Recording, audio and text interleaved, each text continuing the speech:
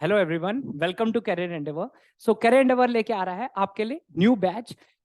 तो for the post of post graduate teacher जो कि निकली गई है कंप्यूटर साइंस में, और सेम सब्जेक्ट के लिए टीजीटी के लिए। और ये जो पोस्ट निकाली गई है, ये निकाली गई है एनवीएस द्वारा, दैट इज नवोदय विद्यालय समिति। और ये पोस्ट जो है, अभी इन्होंने रिक्रूटमेंट रूल्स निकाले हैं इसके लिए, और बहुत जल्द इस पे नोटिफिकेशन भी आ जाएगी। ठीक है, ये जो रिक्रूटमेंट रूल्स इन्होंने निकाले हैं, इन्होंने खुद ही बोल रखा है कि या तो बिल्कुल एग्जैक्टली सेम रूल्स के अकॉर्डिंग, या थोड़े बहुत चेंजेस करके इन्हीं रूल्स के अकॉर्डिंग जो है वो आगे चल के नोटिफिकेशन निकाली जाएगी। ठीक है, नेक्स्ट अगर हम इस नोटिफिकेशन के बारे में देखते हैं, तो यहाँ पे इन्होंने मेंशन कर रखा है कि यहाँ पे कुछ टीचिंग और नॉन टीचिंग पोस्ट के लिए भी निकाली गई है, लेकिन हमारा जो मेन फोकस है वो है कंप्यूटर साइंस पे। ये है पोस्ट ग्रेजुएट टीचर, और साथ ही साथ अगर आप देखोगे तो टीजीटी कंप्यूटर साइंस के लिए भी यहाँ पे पोस्ट निकाली गई है। इनके बारे में इन्होंने रिक्रूटमेंट रूल्स पूरे दे रखे हैं डिटेलिंग में, कि उस पोस्ट के बारे में बता रखा है कि कितनी वैकेंसीज हैं, ठीक है, एज लिमिट क्या है, साथ ही साथ एलिजिबिलिटी क्या है, तो एलिजिबिलिटी भी बता रखी है, और age relaxation according to the caste, या फिर हम कहते हैं अकॉर्डिंग टू द जेंडर इन्होंने कर रखी है यहाँ पे, वो भी हम देखेंगे। ठीक है, साथ ही साथ इसका पे स्केल भी बता रखा है, और क्या क्या मतलब रिक्वायरमेंट चाहिए आपको इस पोस्ट के लिए, वो सब बता रखे हैं डिटेलिंग में। अब हम देखते हैं एक एक करके। सबसे पहली चीज अगर हम यहाँ पे देखते हैं, तो यहाँ पे इन्होंने नंबर ऑफ पोस्ट्स वगैरह बता रखे हैं, अभी आगे चल के देखेंगे हम। यहाँ पे method of recruitment, age limit बता रखी है, तो मिनिमम एज लिमिट तो हम नीचे देखेंगे कितनी रिक्वायरमेंट है। साथ ही साथ इन्होंने यहाँ पे ये बता रखा है कि अगर आप एनवीएस के एम्प्लॉय हैं या सेंट्रल गवर्नमेंट के कोई एम्प्लॉय है, तो 5 ईयर्स का आपको क्या दिया जाएगा, एज रिलैक्सेशन दिया जाएगा। ठीक है, अपर लिमिट पे।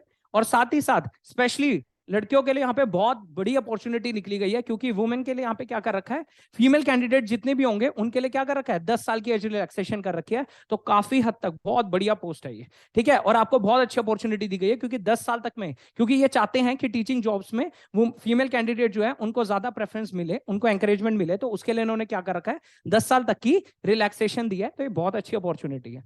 ठीक है, इसके साथ साथ अगर हम आगे चलते हैं और पोस्ट की तरफ चलेंगे, ठीक है, तो यहाँ पे आप देख सकते हैं पोस्ट ग्रेजुएट टीचर जो है कंप्यूटर साइंस की पोस्ट के बारे में यहाँ पे पूरी डिटेलिंग बता रखी है। सबसे पहली चीज इन्होंने बताया नंबर ऑफ पोस्ट जो है वो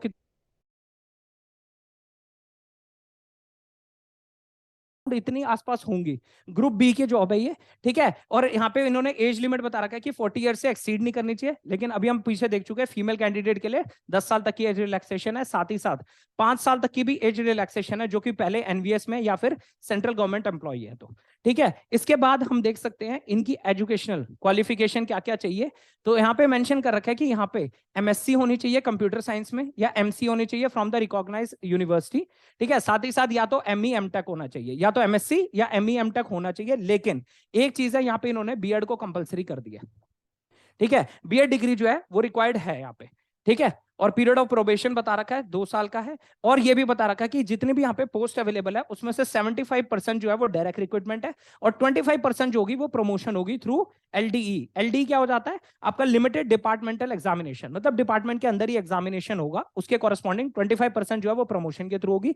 लेकिन मोस्ट ऑफ द सीट्स अभी भी आप देख सकते हैं 75% जो है वो क्या है, डायरेक्ट रिक्रूटमेंट के थ्रू है।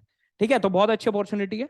और साथ ही साथ इन्होंने यहाँ पे कुछ बता रखा है, जो प्रमोशन होगी department examination, limited departmental examination के थ्रू, तो उसके कुछ रूल्स बता रखे हैं यहाँ पे। ये डिटेल एडवर्टीजमेंट यहाँ पे डिस्क्रिप्शन बॉक्स में गिवन होगी, आप देख सकते हैं बाद में।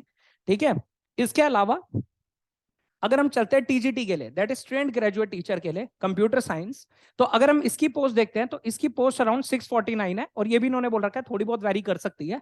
ठीक है, 649 पोस्ट है, ये भी ग्रुप बी की पोस्ट है, लेवल 7 है, आप देख सकते हैं। इसकी एज लिमिट कितनी दे रखी है, 35 ईयर्स दे रखी है, मैक्सिमम एज लिमिट है।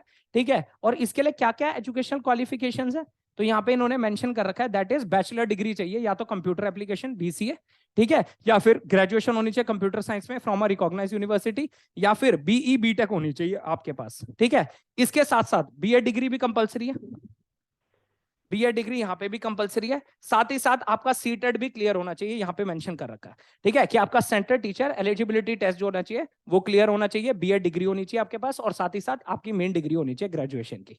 तो ये 3 आपकी रिक्वायरमेंट्स हैं इसके लिए। ठीक है, और डिजायरेबल लिखा हुआ है कि अगर आपके पास वर्किंग एक्सपीरियंस है तो आपको और ज्यादा प्रेफरेंस मिलेगी। ठीक है, तो ये कंपलसरी नहीं है। और यहाँ पे अगर आपके देखा जाए तो बहुत अच्छी अपॉर्चुनिटी है, क्यों, क्योंकि 100% ही डायरेक्ट रिक्रूटमेंट है। ठीक है, 100% डायरेक्ट रिक्रूटमेंट है, यहाँ पे कोई प्रमोशन नहीं है। तो ये काफी अच्छी एक पोस्ट निकाली है यहाँ पे कंप्यूटर साइंस में, टीजीटी और पीजीटी की, एनवीएस ने।